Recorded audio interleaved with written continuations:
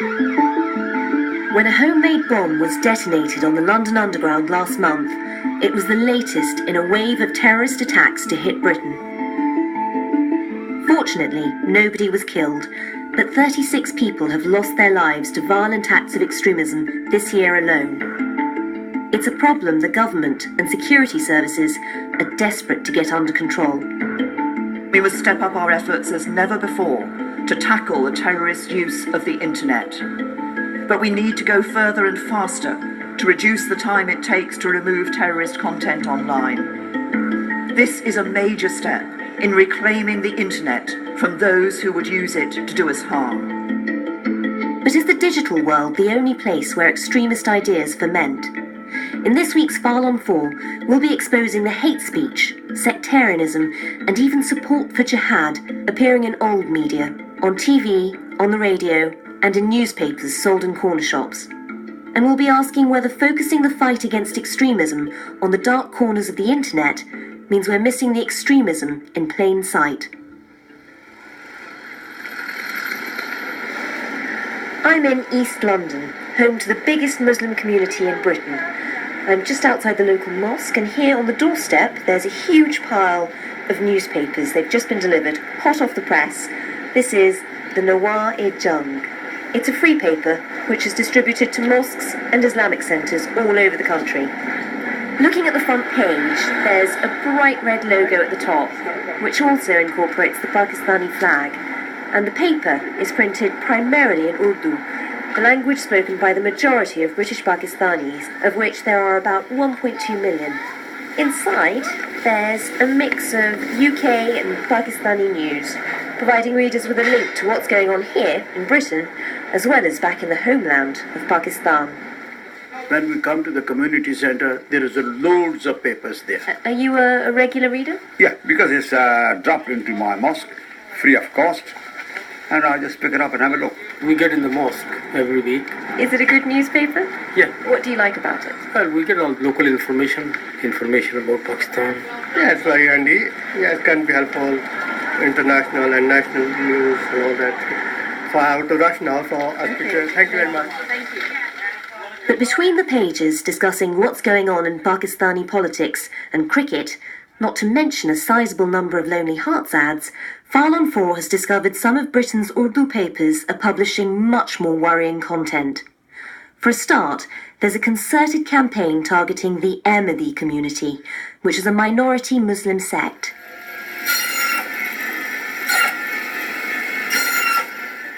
So we've come into a little grocery shop here in London.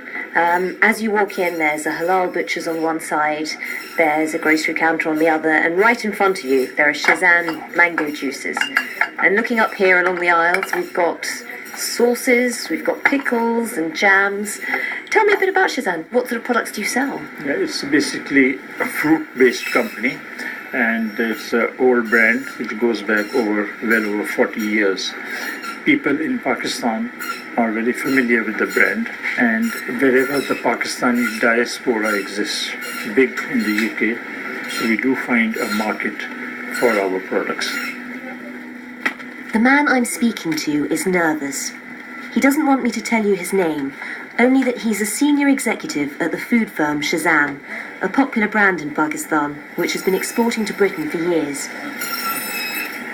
Over the buzz of the butcher's saw, he tells me about the source of his nervousness, an advert which has been running in the Nawar-e-Jung newspaper, calling on readers to boycott his company's products. Recently there have been some sort of, religious issues which have come up. It's alleged that, Shazan is owned by a member of the minority community. By that you mean people from the Ahmadiyya community? Yes, and because of that, the problems exist. Minority community do own a number of shares, but we don't have any identity as any religious company or something like that. Can you tell me a bit about the wider anti-Ahmadi feeling in Pakistan at the moment? On a day-to-day basis, do you notice it?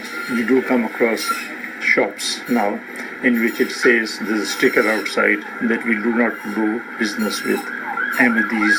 I think it's basically part of the religious extremism which is in parts of the country. Were you surprised? Because we certainly have been looking at newspapers in this country. They seem to be running big, full-page ads calling for a boycott of your products. Yes, in this country, I was really surprised. The liberal-minded people you have, people saying boycott Shazam products. It was quite shocking for me, quite shocking.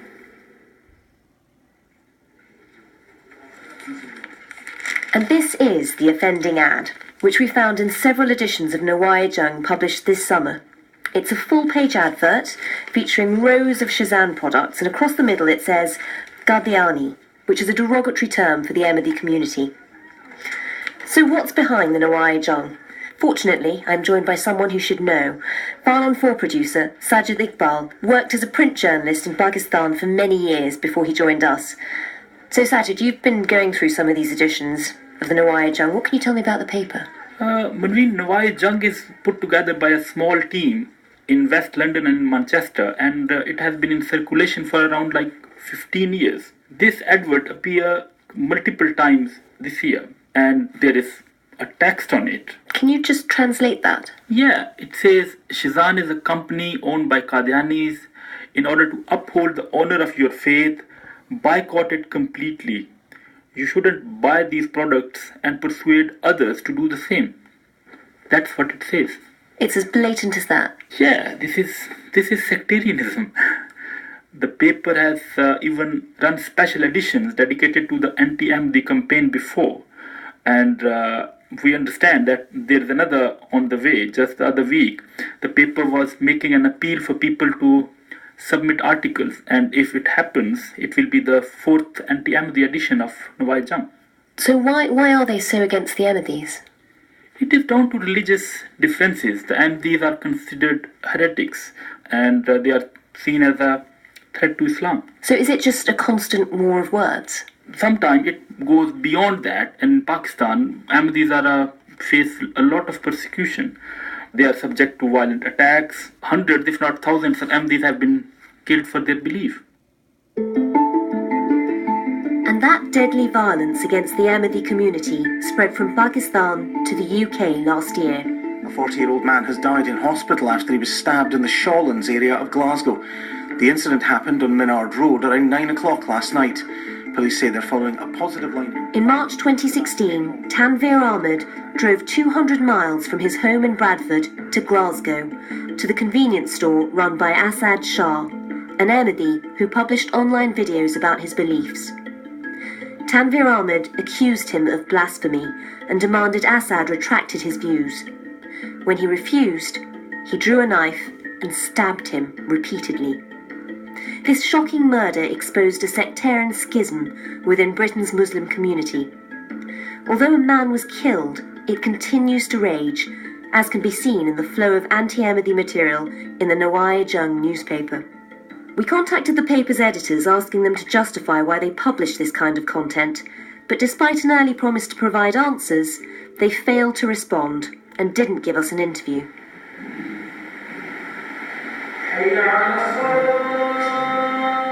For the Ahmadi community, still reeling from the murder of Asad Shah, such blatant hatred is deeply worrying. At the London Mosque, where Ahmadis worship, I meet Rafiq Hyatt, a senior leader of the community in the UK. I asked him to explain what led to the Ahmadis being targeted in the first place. All major religions of the world are expecting the second coming of the Messiah, or the promised reformer. And we believe that the reformer has come, and he came in India over 100 years ago, and his name was Mirza Ghulam Ahmad. Now this is where we have conflict with some of the other Muslims, because they do not accept him to be the reformer. And therefore, we are not true Muslims.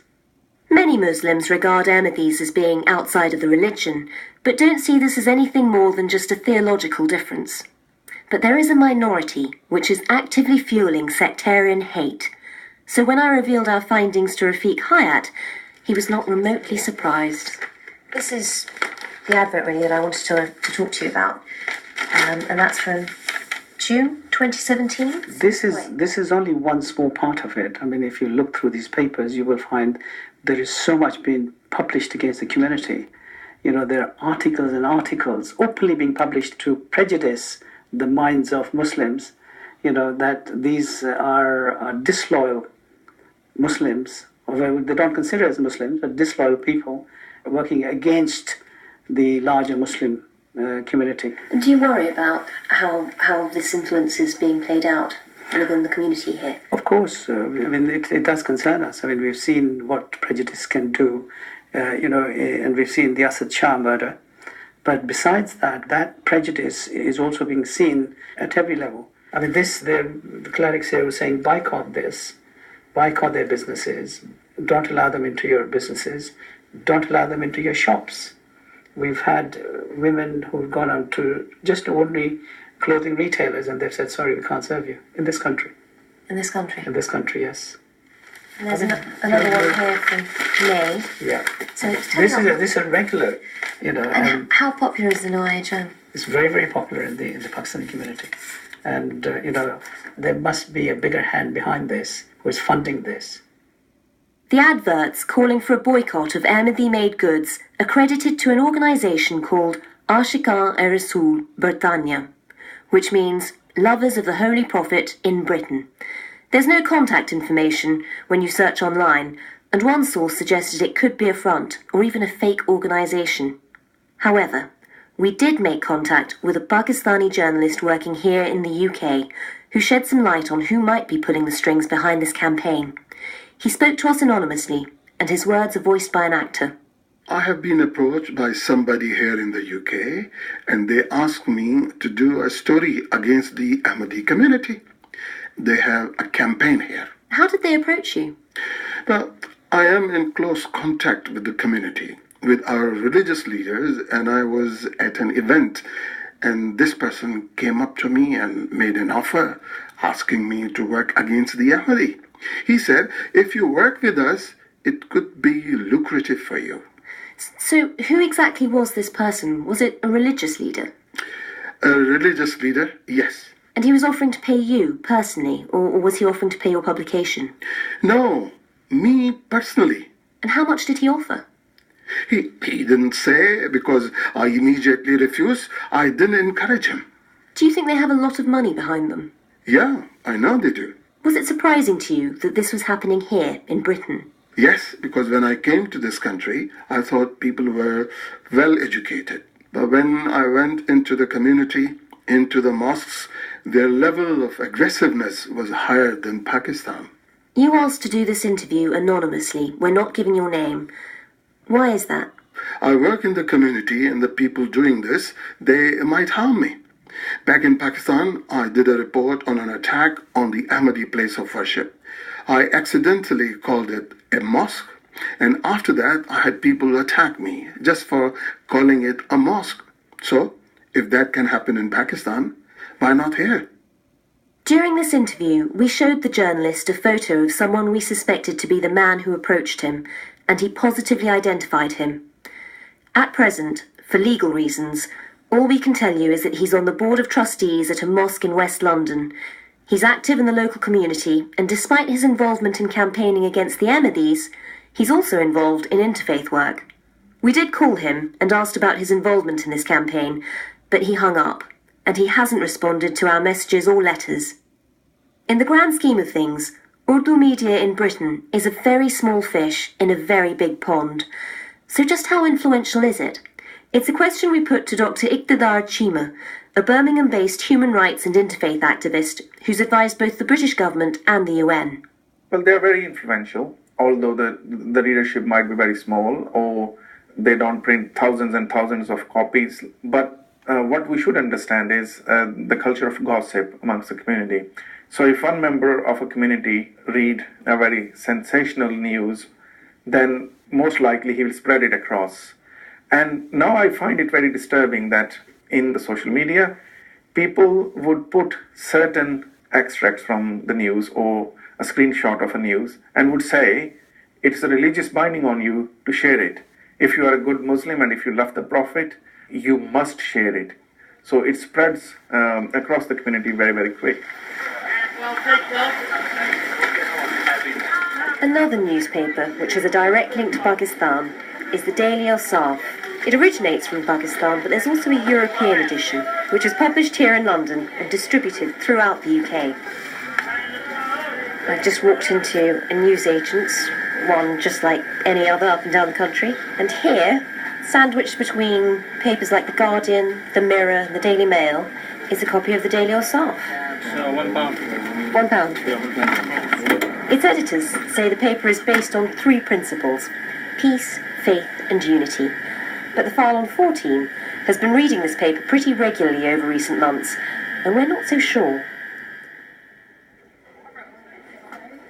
So I'm back in the office with File on 4 producer Sajid Iqbal and some back copies of the newspaper. Sajid, you worked as a print journalist in Pakistan for years. You must have come across the Daily Osaf. How popular is it out there? It is quite popular in Pakistan, not on the top tier, but second-ranking newspapers. It comes under that category. How about here? Yeah, here it is the most popular Urdu language newspaper. That's what the management and the owners claim. And I've seen it in the public libraries. It is sold in the shops up and down the country. So it is quite established, well established here. And what's in it? What's the content like? It is more like Pakistan-specific, Pakistani politics, and very familiar content. Again, a lot of anti-Ahmadi stories. And you've translated some of these anti-Ahmadi articles here. What do they say? There is no explicit incitement telling readers to harm Ahmadis, but the language is very insulting. So, for example, they call for God to rain fire on the grave of Mirza Ghulam Ahmad, the founder of Ahmadiyya movement. They describe him as cursed. We contacted the Daily Osaf to ask why it's publishing and distributing anti-Ahmadi articles here in the UK. While they ignored our request for an interview, we did receive an email from its office in Islamabad from editor Mohammed Hanif Lodi, who also oversees the London operation, and he was unrepentant, saying, "With regards to the issues raised in relation to the Ahmadiyya community, I would like to clarify that this community, not just in Pakistan, but many other Muslim countries, have been declared non-Muslims. To refer to them as cursed is very common in our society. A mother even says it to her son, and therefore it shouldn't be taken as serious as it may sound." So the Daily Osaf is defiant on the Ahmadi issue. But there's more, isn't there, Sajid? Yes, there is also articles in praise of Osama bin Laden and Mullah Omar, former leader of Afghan Taliban. There also seems to be quite a lot here on Kashmir. Yeah, Kashmir is also a big issue for Daily Osaf. The paper frequently publishes stories which celebrate commanders of militant groups like Hizbul Mujahideen, Jaish-e-Mohammed, Lashkar-e-Taiba. These are all prescribed groups here in Britain. So we've banned them, we consider them terrorist groups, and yet, just looking through the translations that you've done here, here's a column by one of the paper's star writers in which he recalls meeting one of these commanders, and he says he had bright eyes and an impressive personality, and when you look at him, you can't take your eyes off him. He then goes on to describe his face as glowing with celestial light, and how they talked about jihad being the aim of his life. This is typical for this paper. It is real, like, hero worship. The Kashmir border battle between India and Pakistan has raged for decades, but it remains a particularly hot-button issue for many British Pakistanis. I think you have to remember that in this country, the biggest Muslim community comes from Pakistan. It comes from a very particular part of Pakistan, which is Kashmir. Figures sort of vary, but you're talking about almost 1 million people who trace their heritage back to that part of Pakistan. Raffaello Pantucci is the Director of International Security Studies at the think tank the Royal United Services Institute, RUSI.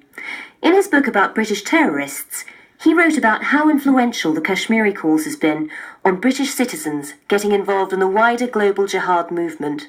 The Kashmiri cause is a very big one, and it's one that has got different elements to it, and some of those elements have been very closely linked to Al-Qaeda historically.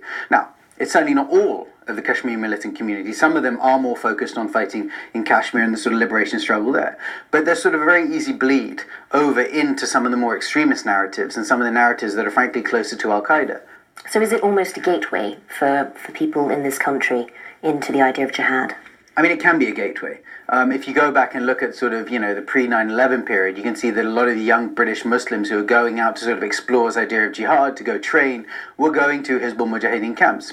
People like Muhammad Siddiq Khan, whose whole adventure towards jihad and ultimately launching an attack on London's public transport system really starts with exploring the sort of Kashmiri movements. So how alarming is it to find messages being printed in this country which are hugely supportive of these groups?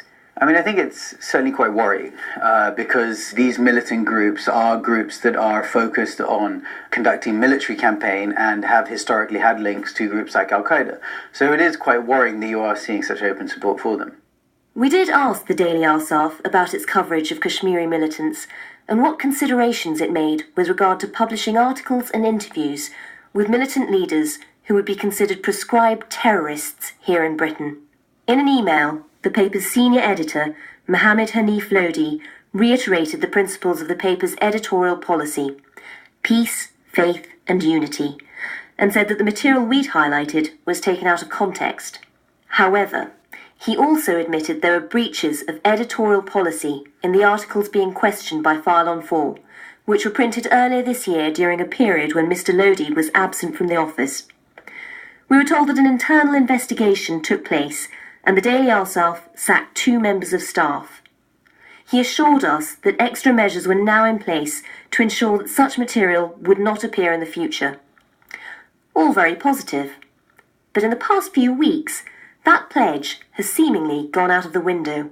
Looking through copies of the Daily Arsaf published in the past month, there are opinion pieces which clearly express support for jihad or qatl, jihad by the sword. While none of the current Daily Arsaf management were willing to provide an interview, we did track down the former editor of its Europe edition. Mubin Chowdhury started work for the Daily Arsaf from 2005 and stepped down as editor at the end of July this year. I asked him to explain who had editorial control when it came to putting the paper together. Actually, it's prepared in Islamabad and it came over here. The editorial policy, the editorial page, they pick that page from Pakistan edition and they put over here. So due to the lack of manpower, I couldn't check every article and every bit of writing. But sometimes people told me that there is some kind of material that should not be published. What did you do about it?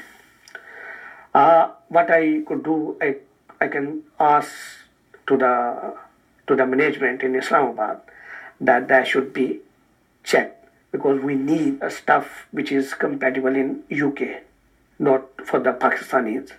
How did they respond when you brought that up, when you pointed out that some of this stuff would cause trouble in Britain? They say, okay, I'm going to tell editorial staff and you also keep looking on that matter and let me know if it happened again. Well, it's interesting you say that, because despite your pointing it out to them and them being aware that it was a real problem here, I mean, just looking at some of the articles you have printed that went out in the paper, there are several which are very, very negative, very offensive about the Ahmadi community.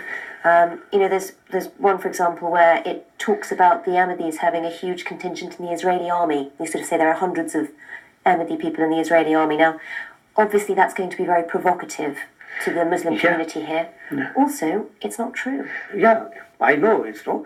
But their cells in Pakistan, they are just transforming the information over here without monitoring.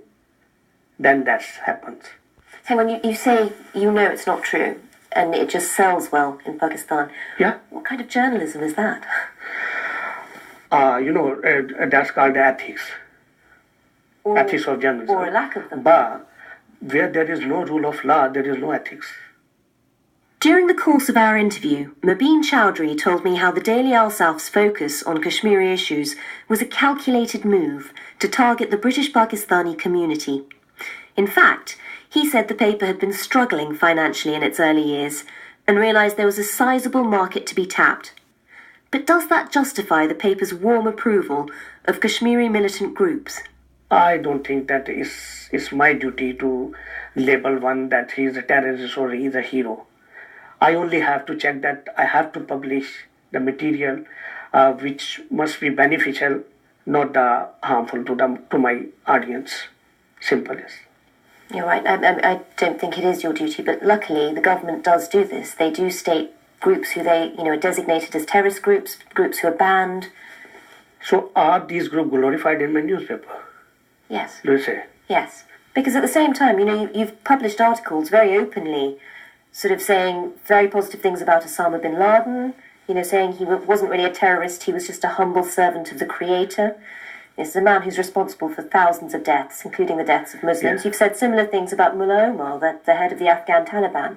So you are putting. I wonder if I have published these kind of things, and I would love to read that one they have been published. We have the articles for you. Sure, I would love to. So that's a column by. That's the editorial page. This page had been published in all the editions of Wasaf in Pakistan as well. Published over here. Does that make it acceptable here? How do you feel about what it says? Do you agree with the sentiment? Osama bin Laden was, I don't call him the hero of Muslim Ummah, no? Mullah Omar? No.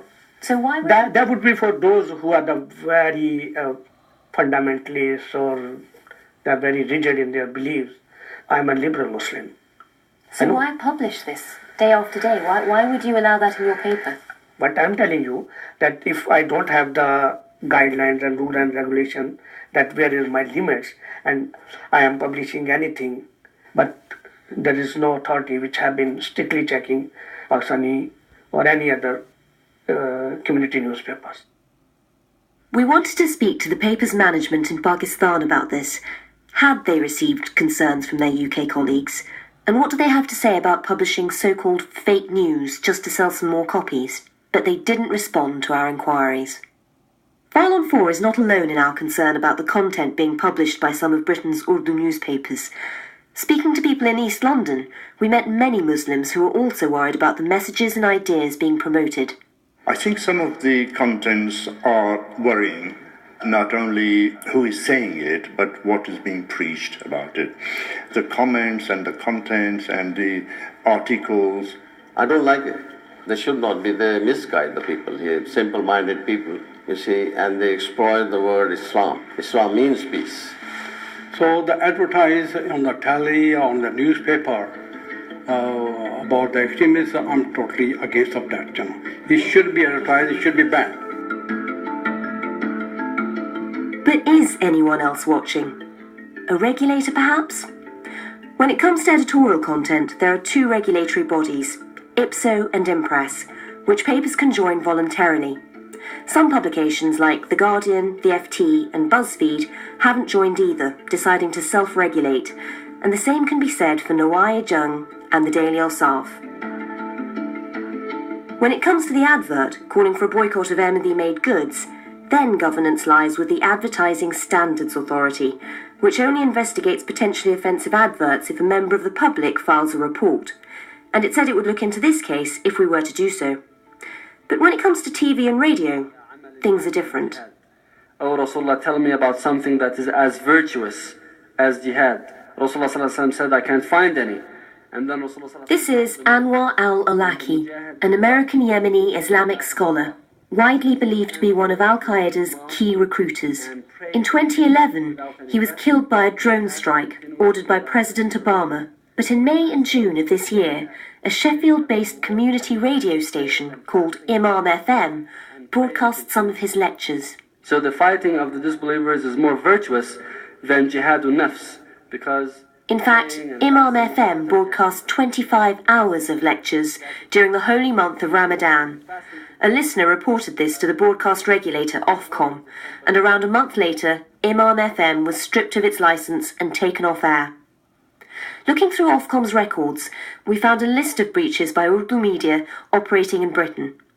Some stations are repeat offenders and have been fined tens of thousands of pounds.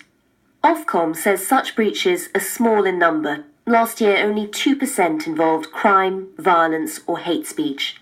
One recent repeat offender is the Birmingham-based channel Takbir TV, which has been investigated for its coverage of one of the most controversial issues in Pakistan in recent years. Hello, hi. Can you guys hear me? Hi, yes, we've got you now. So this is fine, right? You guys don't need video. No, this is fine, so it's for radio. Okay, that's fantastic. I used to listen to the World Service all the time during my kidnapping, so I'm a huge fan of you. Shahbaz Nasir has certainly had an eventful life. He spent 4 years in captivity after being seized by gunmen in 2011 in the Pakistani city of Lahore, a few months after his father had been murdered. Shahbaz's father, Salman, was a high-profile politician, the governor of the Punjab province. A known reformer, he had gone to the defense of a Christian woman accused of blasphemy. My father was the first politician to stand up and take a case like this of somebody accused of blasphemy. So he said we need to revisit these laws. These are draconian old laws that were put there. It shouldn't be. So that doesn't sound like it should be very controversial. Why did it become such a huge controversy? Because I think it was a door for all these religious, fanatical, backward, fundamentalist parties that were hidden in the backgrounds to take a step. And he was in a controversial position, but I didn't think that it would lead to murder. But on the 4th of January 2011, Salman Taseer was assassinated by his own bodyguard, Mumtaz Qadri. Qadri was tried and sentenced to death and was hanged in February last year. It was a hugely controversial decision, as Qadri had developed a significant following who saw him as a defender of the faith. When he was buried, huge crowds of mourners took to the streets across Pakistan, and so worried were the Pakistani authorities about potential violence that schools were closed and there was a media blackout across the country. In Britain, however, Takbir TV in Birmingham aired its own special programme, a 3-hour marathon in which scholars and viewers discussed the death of Mumtaz Qadri. The consensus was overwhelmingly supportive for the man who murdered Salman Taseer. While presenters did stress that they were against murder, throughout the programme Qadri was hailed as a shaheed, or a martyr. Ofcom received 3 complaints from viewers about the broadcast, and in July of this year, Takbir TV was found to be in breach of its licence, after the regulator said the programme had the overwhelming effect of endorsing the murderous act carried out by Qadri. The station said it doesn't advocate vigilantism or murder, but in its defence it said differing political, religious or legal views, regardless of their nature, cannot be considered offensive, and underlined the importance of freedom of expression. So do they have a point? Shahbaz Taseer thinks not. It's not freedom of speech to give a convicted murderer's point of view airtime. It's not freedom of speech, and there should be limitations to what you can do in freedom of speech. If there's freedom of speech, why wasn't there tolerance for Salman Taseer to have freedom of speech? He was non-violent. He never threatened anyone, but they killed him in broad daylight. And that point of view should have airtime? Absolutely not. Britain should do something about that. Ofcom's final ruling on this case didn't go as far as a fine, and Takbir TV is still broadcasting. But Ofcom has invited the station's management to discuss compliance procedures. So when do programmes or press articles which propagate prejudice against minorities or support the actions of militant groups cross into the criminal realm? And how easy is it to prosecute what is, after all, a free press? It's a question we put to Max Hill QC, the independent reviewer of terrorism legislation. I would say that the bar is high.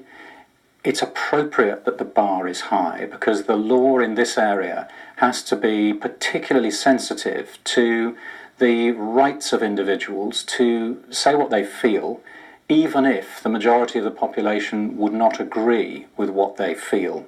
So the law is reaching into that area where what people are saying is so extreme that it actually breaks the criminal law. That is a difficult boundary to identify for the law and for lawyers.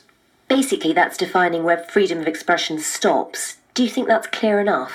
Where there is confusion, I suggest, is the line between violent extremism, which is what I would call terrorism, and non-violent extremism, which is the margin of free speech, but not a criminal offence. I'll give you an example. 2 years ago, The government under the previous Prime Minister indicated that they intended to criminalise non-violent extremism. And that is why we were told that a counter-extremism bill was to go through Parliament. That was in 2015. Now in 2017, we find that there is to be no counter-extremism bill. In its place, there is to be a commission for countering extremism. Do you think it's the difficulty of definition which prevented it going through as a piece of legislation? Well, it's not for me to second guess why the government may have moved away from legislation and gone into a commission, but how to define extremism was always going to be difficult. But could the regulators also do more? As we've heard, the monitoring of Urdu media, in fact all media, can be patchy, sometimes dependent on the public to report problems, or the media organisations to volunteer to be regulated in the first place. In a statement, the Department for Digital Culture, Media and Sport told us, "This government is committed to tackling extremist content and hate speech in all its forms. Print and broadcast media in the UK is subject to independent regulation. The government will work with the appropriate regulators to tackle or remove extremist content and hate speech that breaches regulatory thresholds." There's now a delicate balance between protecting the right to freedom of speech and protecting the public, the classic double-edged sword. But for those people and communities who are at the sharp end of that sword, who are affected by harmful free speech, it can be a difficult compromise to accept.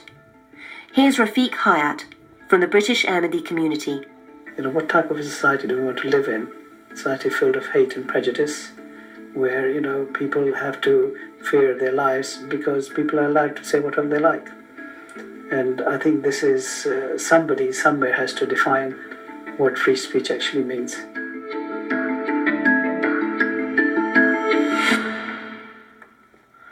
The reporter in that edition of File and 4 was Manveen Rana. It was produced by Richard Fenton Smith and Sajid Iqbal. Next week, Alan